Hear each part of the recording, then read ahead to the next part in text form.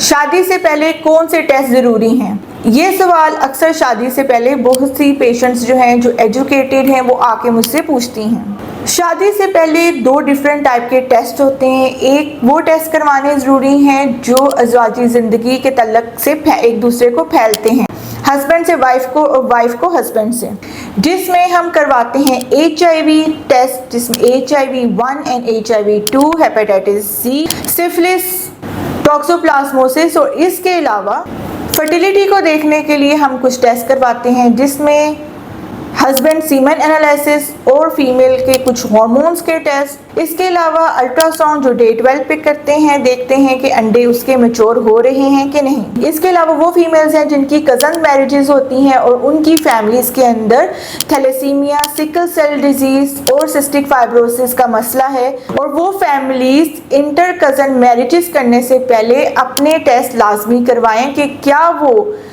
इनके कैरियर्स तो नहीं, क्योंकि ये बीमारियां फैमिलीज टू फैमिलीज रन करती हैं।